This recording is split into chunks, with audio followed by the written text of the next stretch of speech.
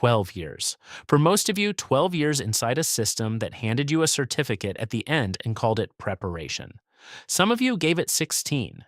And across every one of those years, through the examinations and the textbooks and the careful progression from one grade to the next, the curriculum was remarkably complete.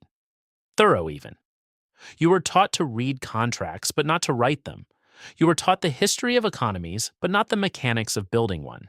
You were handed the vocabulary of the employee and told with genuine conviction that it was the vocabulary of success. This is not an accusation, it is an observation about architecture. The system that built those classrooms was not broken. It was extraordinarily functional. For the purpose it was actually designed to serve. And that purpose was never announced, which is the first thing worth understanding. When Machiavelli wrote that the prince must always appear to serve the interests of the people while structuring the state to serve the interests of power, he was not describing cynicism, he was describing mechanism. The educational system operates on the same logic. Not through malice, but through alignment of incentives so deep and so old that no individual within it needs to be aware of the design for the design to function perfectly. Before the first truth, it is worth pausing on what the system teaches extraordinarily well, because it does teach rigorously. The question is only what it is teaching and for whose benefit those lessons are most precisely optimized. It teaches punctuality, the reliable appearance at a designated place at a designated time, regardless of personal preference or external conditions. This is not a trivial skill. It is, in fact, the foundational behavioral requirement of every employment relationship ever structured. An employee who does not arrive is immediately replaceable. One who arrives consistently on schedule, regardless of condition, is far more valuable to the system that depends on that arrival. It teaches compliance, the capacity to follow instructions from an authority figure without requiring those instructions to be logical, optimal, or in your personal interest. Every examination ever administered was, at some level, a test of this. Not just a test of knowledge, but a test of whether you would perform the knowledge transfer in the manner requested, on the schedule demanded, within the constraints imposed. Those who excelled at this were rewarded. Those who resisted were corrected. The behavioral pattern was installed before most people were old enough to examine it. And it teaches linear causality. The belief that input reliably produces output, that effort applied consistently in the right direction produces proportional reward. Study hard, earn good grades. Graduate from the right institution, obtain the right position. Work diligently, advance through the structure. This is not wrong exactly, but it is a severely limited model of how value is actually created and captured in the world. And it is precisely the model that produces reliable employees and, with a predictability that would have impressed Machiavelli, unreliable entrepreneurs. The curriculum was not incomplete. Understand this before proceeding. It was complete. For a destination nobody announced. The first truth is this: your salary is the price the market pays to keep you from building something of your own. Most people understand their salary as compensation, a fair exchange for time and expertise. And within the logic of employment, this understanding is structurally correct. But there is a second logic operating beneath it, one that the employer understands far more clearly than the employee. What a company is purchasing when it hires you is not just your output, it is your capacity. And the salary functions not only as compensation, it functions as containment. If you are paid enough to meet your obligations, to service your debts, to maintain a lifestyle that requires continuation of that income, then the structural incentive to build something independent of it diminishes to near zero. Not because you are not capable, because the economic architecture around you has been designed so that leaving feels like falling. Machiavelli understood that the most effective cage is the one the prisoner maintains themselves. A salary, optimally calibrated, produces exactly this structure. The employee is not imprisoned. The employee is financially positioned such that freedom feels indistinguishable from risk. And risk, in the absence of financial literacy, looks identical to destruction. This is not an argument against employment. It is an argument for understanding what the transaction actually is. The employer knows the spread. the difference between what your labor produces and what your labor costs. That spread is the engine of every business. Your salary is not a reflection of your worth. It is a reflection of what the market must pay to retain access to your capacity while preserving that spread. The moment the spread disappears, so does the position. Not because you failed, because the arithmetic changed. Your salary is the price of your potential, not the return on it. The second truth: assets generate income while you sleep. Everything else is just a sophisticated form of employment. The school distinguished between good jobs and bad jobs. Good jobs paid more, required more education, carried more prestige. Bad jobs were the other kind.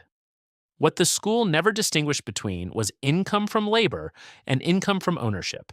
Because within the logic of the curriculum, ownership was either inherited or aspirational, never mechanical.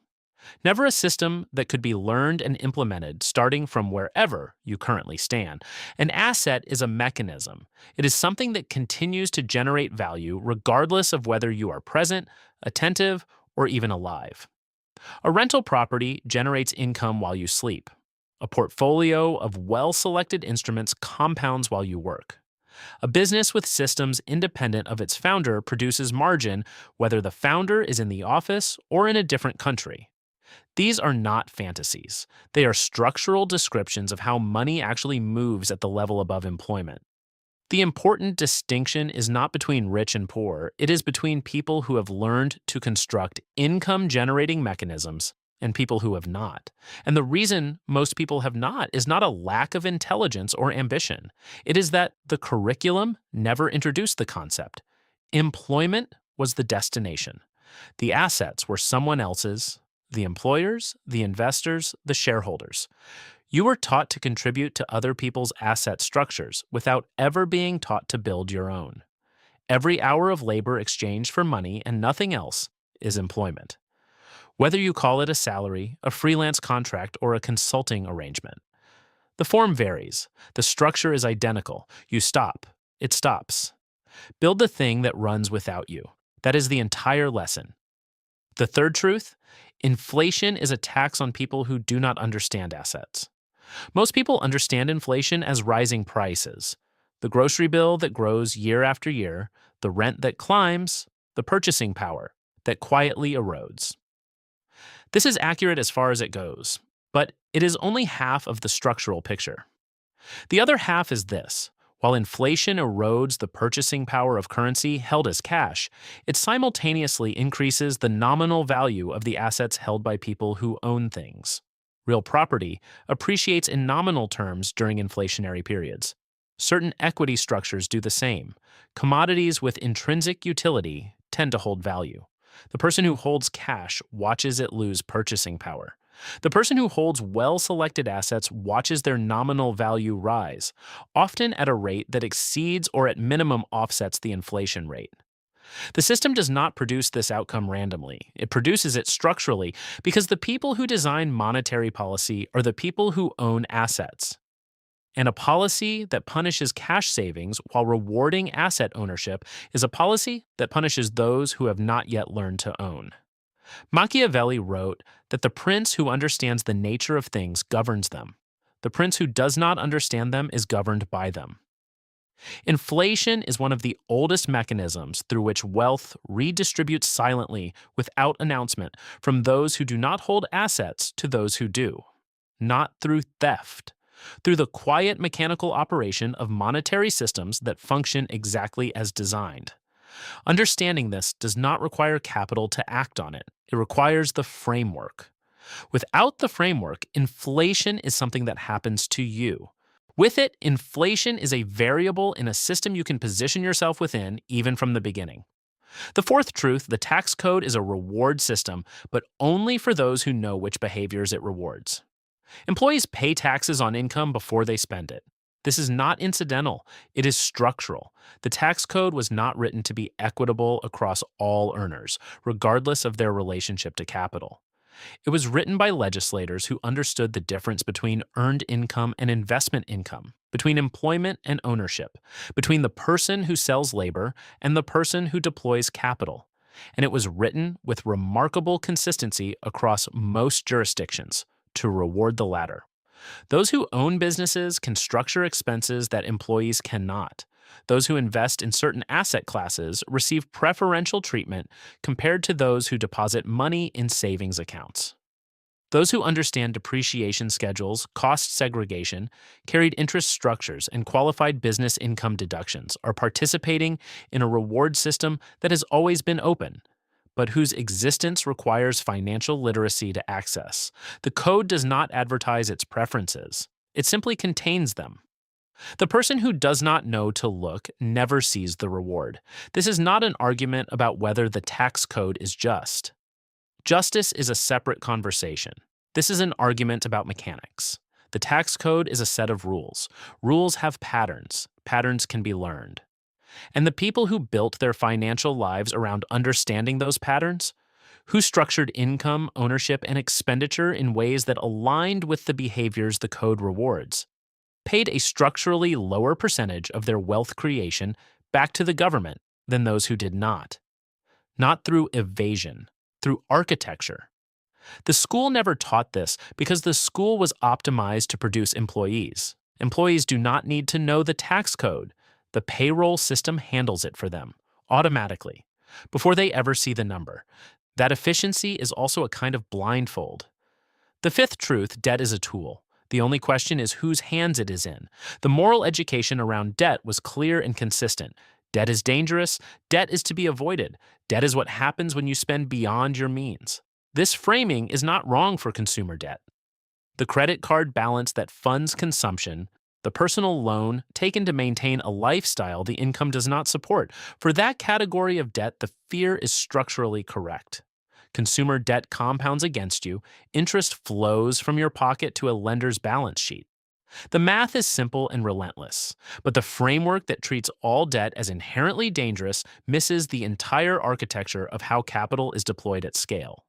Every significant commercial enterprise in the modern economy was built using borrowed capital.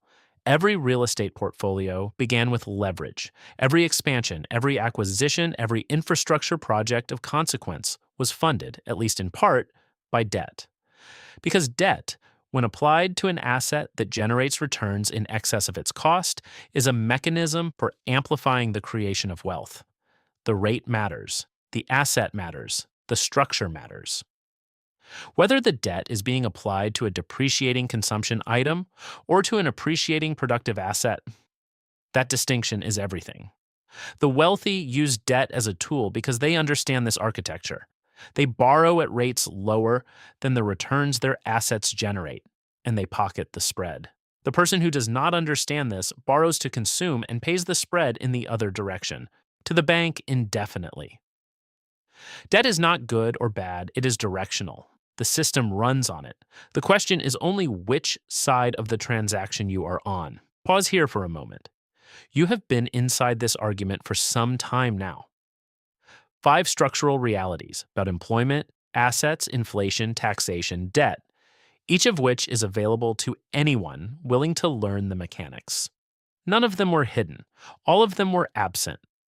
That distinction is worth holding before we continue. Not hidden, absent. The silence was not enforced. It was maintained by a curriculum that was complete for a different destination. 5 more truths remain. The final one will require the most from you. The 6th truth, your network is not who you know. It is who has structural reason to think of you. The advice was always social. Attend events, exchange cards, follow up after meetings, maintain connections. This advice treats a network as a collection of relationships, something accumulated through consistent social effort. And in the most surface reading of networking, this is accurate. Relationships require maintenance. Presence matters. Follow through builds trust. But the structural reality of how networks actually generate value operates on different logic. It is not the frequency of contact that makes a network productive. It is the alignment of incentives. The person who thinks of you when an opportunity appears, not because they like you, but because connecting you to that opportunity benefits them, or because your capability is precisely what the moment requires. That is structural network value. You are in their mind not as a social contact, but as a solution architecture. They think of you because thinking of you serves their interests or solves their problem. This requires that you have a clear, communicable, specific capability that others can deploy.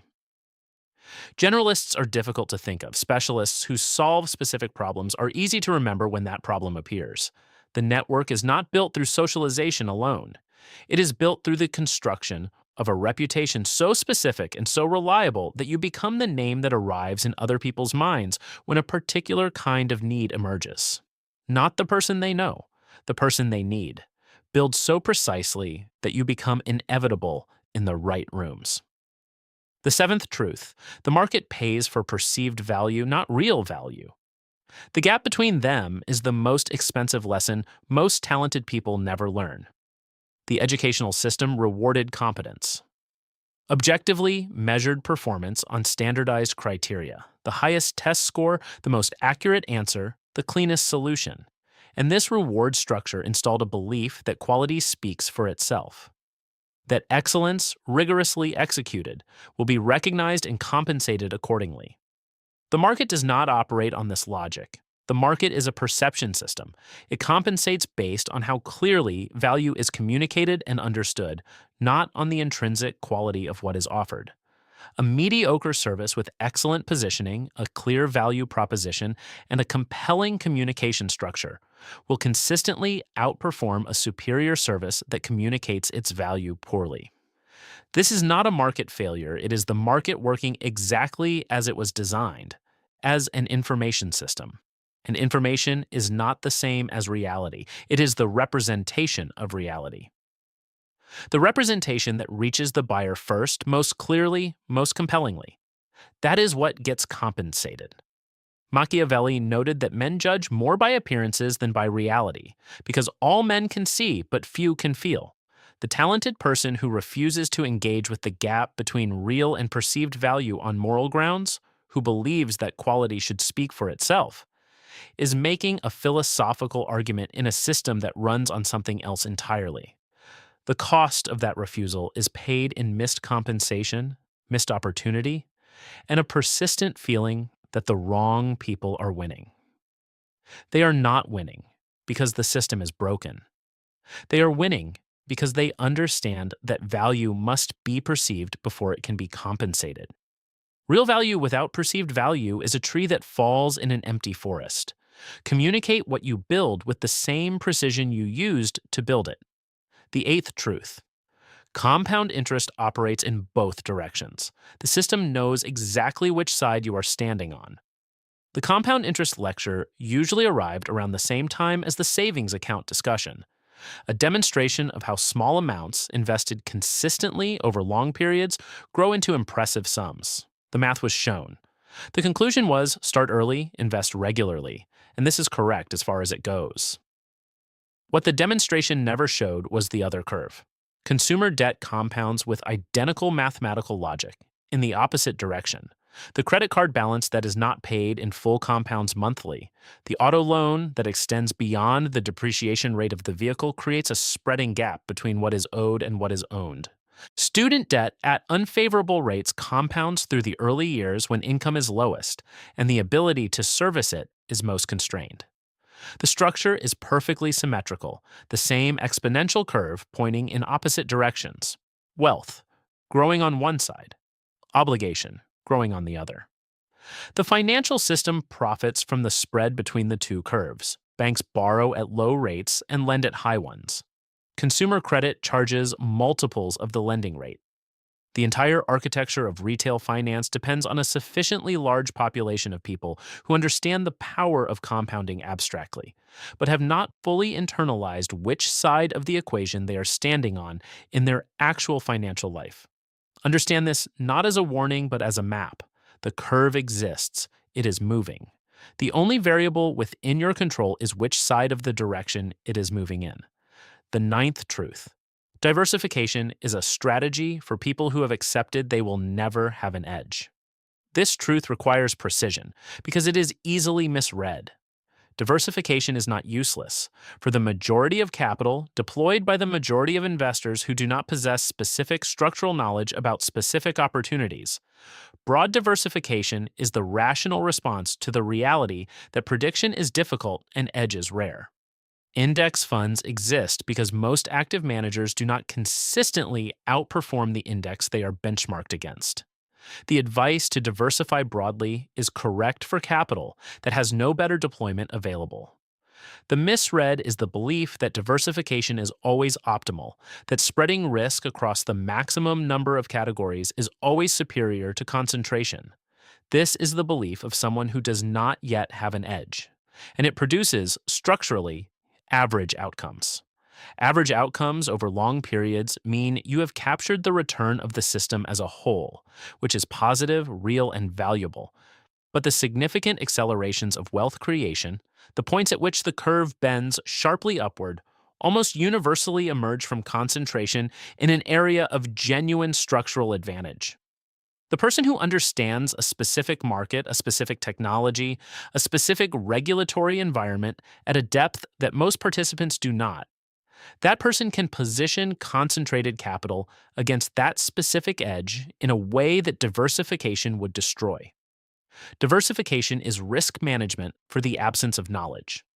Edge is risk management through the presence of it. Do not diversify away from what you actually understand. Build the understanding first, then position accordingly. The 10th truth, the one that contains all the others, or is this: the most expensive thing you own is the limiting belief about money that was installed before you were old enough to examine it. Everything covered in the previous 9 truths, the salary structures, the asset mechanics, the tax architecture, the debt dynamics, all of it is available, learnable, implementable. And yet the gap between knowing and doing for most people is not a knowledge gap. It is a belief gap, which means that the real work, the work that makes all the other knowledge usable, is archaeological. It requires going back to the foundations that were poured before you had any say in the matter and examining them.